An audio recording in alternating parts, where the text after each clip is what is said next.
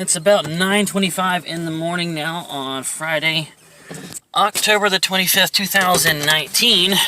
The very first day of the Gateway Fair in Lake City, Florida. Fair doesn't start until 5 o'clock. So I've got the morning to goof off. We're starting things out right by coming out here to the House of Waffles. And joining me is Troll9002. Hey, it's me. If you guys didn't know, this is a night owl. She stays up late. Not really used to getting up this early. But thank you for coming out and joining me. Thanks for having me. Yeah, see what kind of stuff. Breakfast looks like. Yeah, and I can finally return that thermal bag that everybody's been referring to as the Magic Mary Poppins bag, with tons of weird snacks that just kept appearing out of it. It stopped giving, didn't it? It finally did. But honestly, I still haven't been able to work my way through all the way through it. I started on the espresso beans yesterday, and I still got the maple syrup, and I've still, of course, got the pecan pie in a jar. Slacker. And I still haven't been able to eat all the cereal. Great Dane. Wow. And that was weeks ago you gave it. I'm just one person. I can't eat all this stuff. We are done with Waffle House, the House of Waffles. We decided to come down to historic downtown Lake City. And so we're just going to see how much of it we can see and learn on foot with our local guide here. So let's have at it. First thing on the tour, of course, is in the middle of downtown Lake City is this really well-kept lake. It's called the DeSoto Lake, named of course after Hernando DeSoto, the famous Spaniard explorer, treasure hunter that also enslaved and captured and enslaved a lot of Inca Indians, and forced them to mine gold, which he took back home and squandered, and then came back and got more. Our hero, ladies and gentlemen. So many things out here in Florida named after Ponce de Leon and Hernando DeSoto, the Spanish conquerors that settled this area and kind of brutalized the locals a little bit. There they are. Look at this, Danielle. I'm close enough I could touch one. I bet if I had food in my hands, they would peck my palm. You want to have your palm pecked? No. Of course you do. You want to interact with these birds, don't you, Danielle?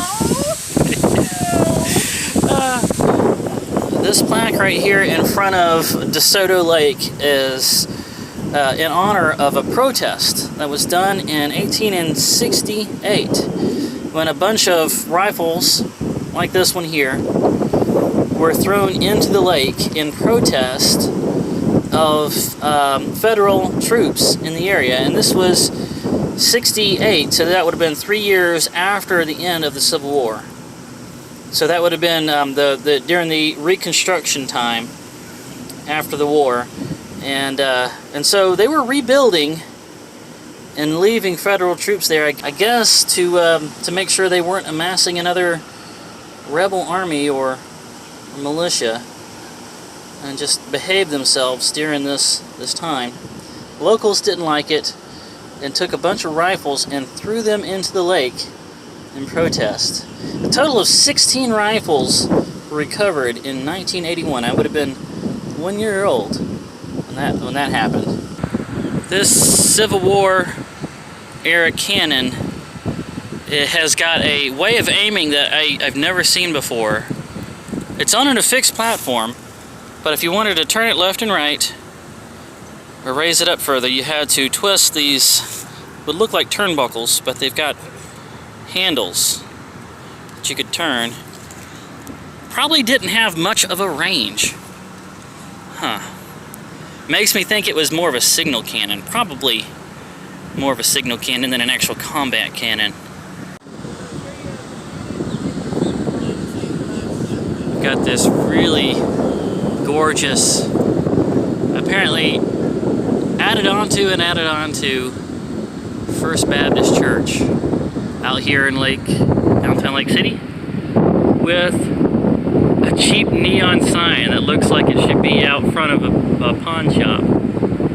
That needs to be replaced with something a little more classic to reflect the beauty of the front of this gorgeous building. We are now in front of the Columbia County Courthouse. And this was actually built in 1902. And as you can see, the words Columbia County Courthouse that are carved into the stone right there above the columns actually has V's instead of U's. Where the U's should be, there are V's. And they did a restoration in what year? 2003.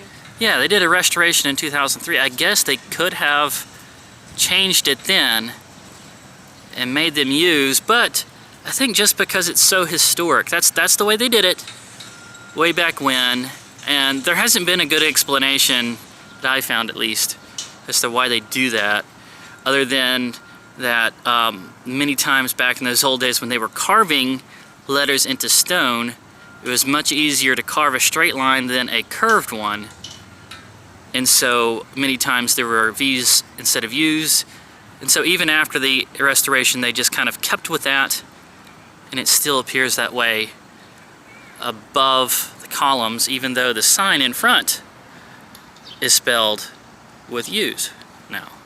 But I really like, if I can back up, maybe you can see it, but the courthouse clocks up there on that round part, there's 4 of them. There's one pointing each direction, so you can see it from all sides. The courthouse clock. It's probably a pain in the butt to maintain. Well, fair starts tonight at 5. Yeah. Okay, we are now in front of Hotel Blanche. And it was named after, who did you say? Don't remember. It wasn't named after the slutty golden girl? No, that's just the way I remember. That's just the way you remember the name. Okay, so Hotel Blanche is being restored right now, which they're having to be very careful, and they're very limited on what they can change because it has been deemed a historical landmark. Of course, it was built in 1903, which would make it 2 years older than the courthouse itself. Like restoring the bricks down here, and you can hear the circular saws going off. Down here would be the probably pressure washed, restored bricks, and then above that you can see the faded sun-bleached bricks from 1903 right there. So that gives you an idea of what kind of stuff they're doing to try and restore this old hotel front. I like it though. Don't normally get a shot from right in front because I'm not, I don't like the symmetrical look, but this really invites you to get that symmetrical shot right here in the middle. Very inviting front. Well, walking the historic downtown, we came across this store called YJ, but then I noticed the sign that said bubble tea, and also fresh produce, but bubble tea. Bubble tea! Also, they've got some ceramic cows down here that we need to go get a selfie with before we go in. Let's do that. I'm also noticing this comical mashup thing they've got going here beside the cows. This is a pig. It's a pig that is painted with markings of a cow standing next to the... They really wanted to be a cow. Bacon cheeseburger. Yeah, bacon cheeseburger. Bacon cheeseburger. Oh my goodness. Just like what Adam the Boo likes to do, name the statues at places he likes to walk. We've just named this cow pig Bacon Cheeseburger. This is now Bacon Cheeseburger. So every time we come to Lake City, we're gonna have to come check on Bacon Cheeseburger. Oh, here's the fresh produce. right here. Hello there! The flavors we went with was lychee and Thai tea. Just the regular classic tapioca. I wanted to start Danielle off with a Thai tea because I think that's a good place to start. And she's never had bubble tea before. So, let's see what happens. So, you want to take a swig both at the same time? You know I'm going to enjoy this. I'm more interested in your reaction. All right, so on 3. Are you ready? Ready. Okay. 1, 2, 3. Yeah,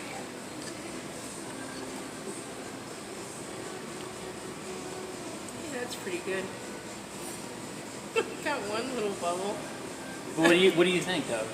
It is sweet. You're right. Are you okay with the tapioca coming in through the drink? It was The weird. straw? I know it's a little weird It to was start. weird, but nothing weirder than a smoothie. So it's All right. smoother though. That's true. A smoothie is a drink and a snack at the same time, so you're already kind of used to that. The bubble tea is gone now, but I also wanted Danielle to try Mochi, and that's a gelatin bun with sweetened red beans in it. It doesn't always have to be red beans, but it's always a gelatin bun. And it's very popular. Americans seem to love them, and so I wanted Danielle to try one for the first time. Open-minded, be open-minded. All right. This time, instead of counting from 1 to 3, we're going to go to 3 to 1. So on 1, 3, 2, 1.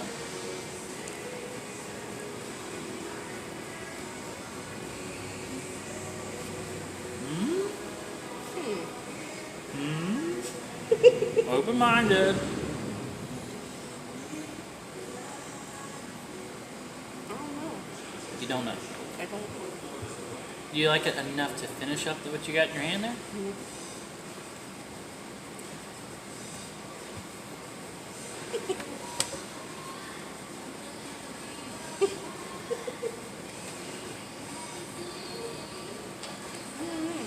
Be honest. Is this something you would want to try again? Okay, there we go. That's all I wanted to hear. Walking back to our vehicles now. I had to turn the camera on to show this beautiful mural that we're walking by. Of course, it's got tubers going down the Swanee River there. Some wildlife and fish and a canoe. That's really neat. What's the building that it's on here? The Gulf Coast Financial Service Incorporated building. They've got enough money to commission a giant mural like that. They must be doing pretty good.